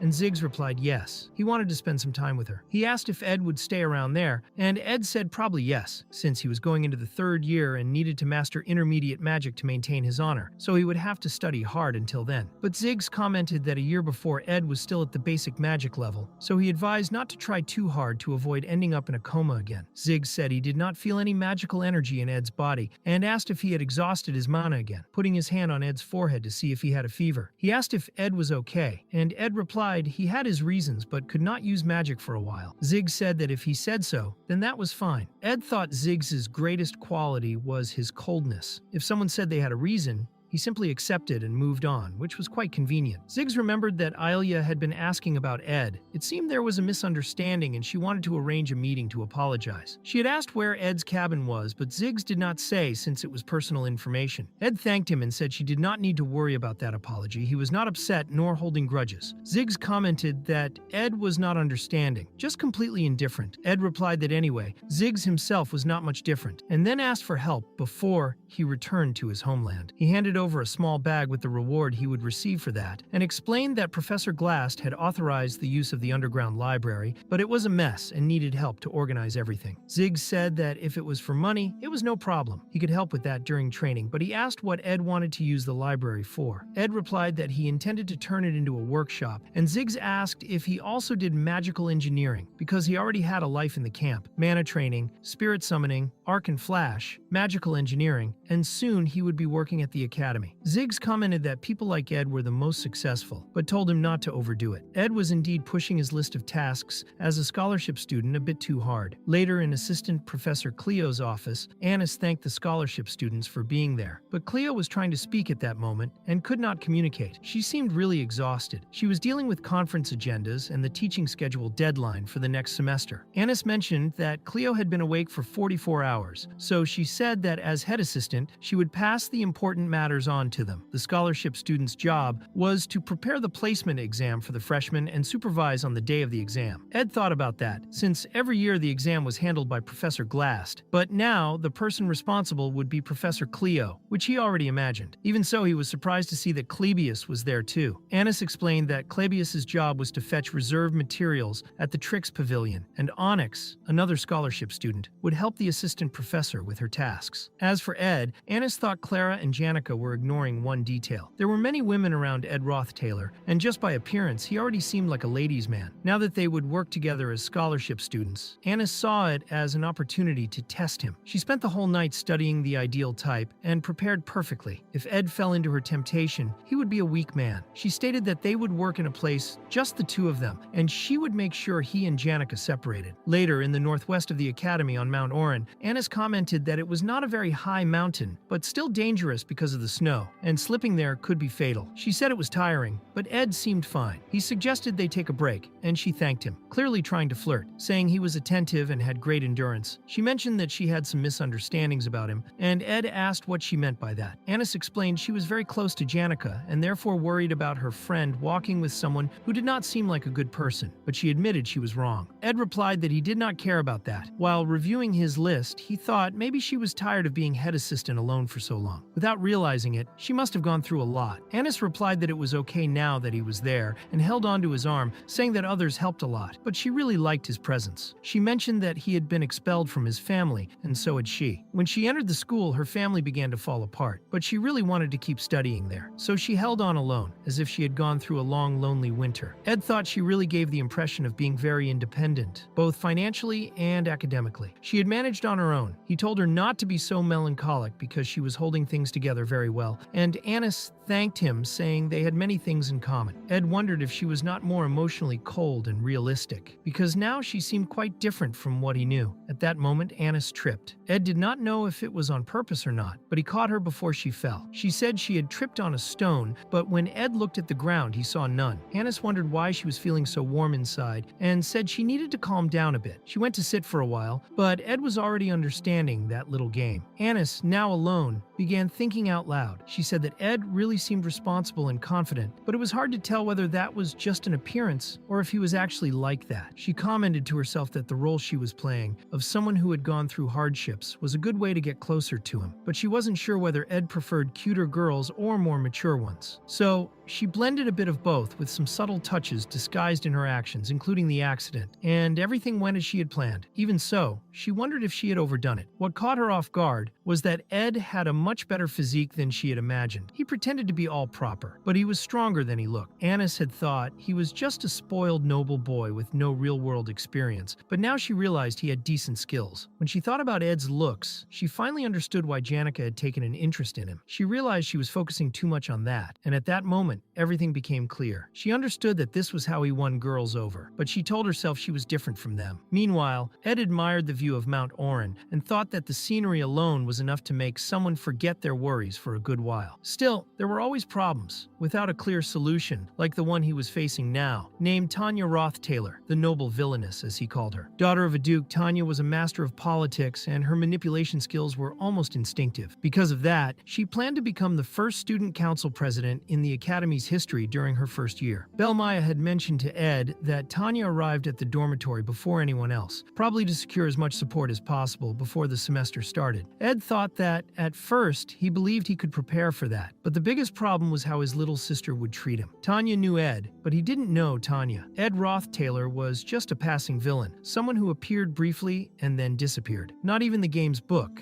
had much information about him. He was just an extra character, a side figure, and Ed genuinely had no idea what Tanya thought of him. Meanwhile, Tanya arrived at the academy thinking her brother was trash. She reflected that Sylvania was full of stars, like the Princess of Clol, the leader of the Elter Company, a spiritualist who had signed a high-level contract while still a teenager, a great alchemist who created the immortal potion as a student, the beast who ruled the northern lands, the swordsman from the Nortondale clan, but the most impressive of all was the magic prodigy who was said to have received the blessing of the archmage Glast. Just thinking about being surrounded by such legendary figures made Tanya's heart race. From that moment on, she would live her academic life among legends. Belle welcomed Tanya and informed her that the maids had already arranged all the luggage she had sent, and that her room was the second door to the right on the third floor. Tanya stepped down from the carriage and asked the servants to complete the admission process for her because there was somewhere she needed to go first. She thought that the first thing she would do in the long-admired land of learning, Sylvania, was eliminate the shame of the family, Ed Roth-Taylor, that disgrace. Tanya had received a letter from her father, Crepin Roth-Taylor, saying he was filled with joy to hear she had enrolled at the academy and that he would support her ambitions. He asked her to establish her position and represent the family firmly. Tanya replied to herself that she would live up to her father's expectations. Crepin had also mentioned that Sylvania would treat her according to her social status, but in the end, it was a land of learning. Even the princess respected the academy's professors, so he advised his daughter not to rely too much on her nobility, since any upperclassman would be her superior. At that moment, Tanya was talking to some upperclassman and said that she surely knew about her family's stain, that despicable being. She said she knew him very well because they had grown up together. The other person replied that, in that case, her childhood must have been quite difficult. Tanya replied that the upperclassman's childhood could not even compare to hers. She thought that it wasn't hard to carry on a conversation naturally, so she continued saying that Ed was full of arrogance, that he knew nothing about elegance, and still had held the position of heir until he was expelled from the family. Tanya reflected that speaking ill of someone was a quick way to build intimacy, so she went on saying that Ed had no determination, that he only scratched the surface of things and gave up in the end. She added that his pride was so great he never admitted his own incompetence. He barely understood the concept of mana sensitivity and already thought of himself as a great mage. She said that when he entered Sylvania, it was ridiculous to see, and when he got expelled, she felt enormous relief. She also said that for someone of the upperclassman's level, that should have been obvious. Then Tanya began to wonder why it didn't feel like a conversation, and realized she had been talking to herself. She remembered her father Crepin's advice, who said that when encountering another person, especially in negotiations and agreements, it was important to respect the other and never underestimate the opponent. Crepin had mentioned that they met during a discussion about the sealed grimoire of the sage and wished her good luck in her conversation with Lortell. Lortell then asked if she was going to keep talking to herself. Tanya felt an enormous pressure and replied that it was nothing, but thought that Lortell seemed angry about something. Lortell asked why she would be angry and said the whole thing was very interesting. Meanwhile, in the cabin, Ed was almost done with everything he needed to do. All that was left was to build a storage area for materials, expand his cabin, gain 3 levels in magical engineering, and learn special skills with the bow. He was reading the intermediate magic study manual on focused explosion and primordial wind. He thought he had picked that material up from Professor Glast's library the night before and found it very convenient to have access to all the books without a return deadline. Ed considered that his first day of work as an academic scholarship student was complete, and it seemed that Anis had more work than he did. At that moment, he tried to light his campfire with magic, but remembered he couldn't use magic for now. He couldn't practice, but wanted to master the theory first. When he entered the cabin, he saw someone lying in his bed. He thought that before, she used to appear in places he would never expect, but now he was getting used to Lucy's movements. He pulled the blanket off her and calmly asked her to light the fire for him. Ed lifted Lucy out of the bed and thought she was really light. He asked her to light the fire, and she did it immediately, causing a big explosion. Ed said that was enough, and that she could go back to sleep, but Lucy said she wanted to stay outside too. She dozed off again, but then sat beside him and commented that his scent was very strong. Ed thought he had spent the whole day near Anis, so her scent had probably stuck to him. Lucy asked if he had a fever or if something hurt, and Ed asked if it was that obvious. Lucy told him not to get sick, because people who get sick might end up dying, and said that if his mana was misaligned, she could help. She used magic, went quiet for a moment, then said he was completely empty of mana. She said he had done something very reckless, but Ed replied that he could handle it. Lucy said that once winter ended, maybe she would be much stronger, and then she might ask him for a strange favor, like petting her head. Later, they were sitting by the fire. Ed was petting her while reading his book, and Lucy was loving it, until until someone approached saying it had been a while, and it was Lortell. Ed asked if she had come because of the request he had made, because if that was the case, he could have gone to the association. Lortell replied that it wasn't just for that. She came because she had something very important to say, and also a few questions to ask, while staring directly at Lucy. Meanwhile, on the academy campus, Tanya was talking with Elka, and said that if she helped punish that man, she would reward Elka as much as possible. She offered several books from the Rothtaylor mansion, and asked what she thought. Elka got all excited, but Ziggs stood up and asked if it was true, and if she was really Tanya Rothtaylor. Tanya noticed he had a well-trained body, and she could clearly feel the mana flowing through him. She thought it would be great to have him on her side. Ziggs then asked if she was the veteran Ed's sister, and she replied yes, getting a bit nervous. Ziggs said he understood, gave an excited smile, and told Elka that she heard it right. She was Ed's sister. Right after, he handed Tanya a magical artifact, explaining that it was a mana generation item used in the mandatory freshman classes. He said it would be useful during mana sensitivity training. He asked Elka if she had grabbed the material from the elementology class, and she said yes, although she had almost thrown it away. Ziggs kept helping Tanya, giving her several items, until she was overloaded and asked if he had heard her proposal about Ed. Ziggs said he had, but commented that siblings almost never got along, and that Ed's personality explained a lot of misunderstandings. Elka then called him so they could leave. Ziggs said it was a pleasure to meet the sister of his senior Ed, commented that he was heading into his second year and said they could get along well since he was also close to Ed. He said she must have the same determination as her brother, and that being born into a good family with relatives like Ed was a great stroke of luck. He ran off, and Tanya, buried under all the items, fell flat on the ground and wondered what in the world had just happened. Later, in Professor Cleo's office, she was completely worn out from exhaustion. Anna said that after dealing with the class allocation exam, Cleo could get some rest during the break. Cleo asked if that was what youth looked like. She found Annis impressive, already on her second day without sleep, with unbelievable stamina. Annis thought that it really wasn't easy to rely on external scholarship students, like Onyx from the third year, or Klebius from the first, because neither of them had done their work properly. She had to review everything on her own. But Ed Rothtaylor had been completely different. There were no mistakes in his paperwork, and Annis thought his ability to handle practical problems was rare, especially among nobles, who usually had no idea how to deal with that kind of thing. She thought she'd be lying if she said she wasn't surprised, because he seemed like someone who had been raised quite spoiled. At that moment, Cleo approached and asked Annis if she had spent a lot of time with Ed, saying they seemed similar. Cleo said she was going to tell her something, but that she shouldn't tell Ed, and revealed that when the Ophelis dormitory was invaded, she had investigated Ed, and believe it or not, he had built a camp bigger than her own laboratory with tools, a workbench, a campfire, display racks, dryers, and smokers, all handmade. You could feel how much he had worked to survive, and he still managed to get the best grades in the class. Even Glast recognized his effort. Cleo went on to say that Ed made a contract with a spirit, and that she had no idea how he managed to get past that barrier. But he must have worked very hard. Annis thought there were clues explaining his surprisingly well-developed practical skills, and that Ed definitely hadn't lived the typical life of a pampered noble. Cleo said that she and Ed had a lot in common, and Annis responded by thanking her for the compliment, even if surprised, thinking Ed seemed like a good guy. She believed you couldn't rely only on other people's opinions and hoped that he and Janica would have a happy relationship. But when she got closer to him, she saw that there was nothing wrong. He was simply decent and responsible. She thought he was just a nice guy, good-looking, not arrogant, well evaluated by the professors, much kinder than she had imagined. And on top of that, he had a strong physique. Cleo noticed that Annis was distracted and nervous, so she stood up, opened the window, and said it was a bit warm. The wind blew the papers away, and Cleo ran to catch them, asking if Annis was okay, and saying she had been working very hard. Annis thought that this wasn't good, not good at all, and asked herself what she should do now. But then she remembered that Cleo had said Ed made a contract with a spirit, and started thinking that if Jane had helped Ed with that, the spirit must be very competent and trustworthy, someone who could report everything back to Janica. That made Annis even more nervous. Cleo suggested that since they had finished the work, they could have a snack together, but Annis ran off. At that moment, by the great tree of Marilda, it was said that the Failover family motto was harmony and coexistence. Janica's loving and kind heart, always caring about others, was what made her shine so brightly. Loneliness had never been part of her life, and it had earned her many true friends. But now she received the news from Mug that Ed and Annis were getting closer, and Tanya was heading toward her to try to start a conversation. Tanya had heard directly from Lortell that Janica was a good, loving, and kind person, someone who was always open to dialogue. But this time, it seemed that this kind and considerate version of Janica was not present. She was very angry. Meanwhile,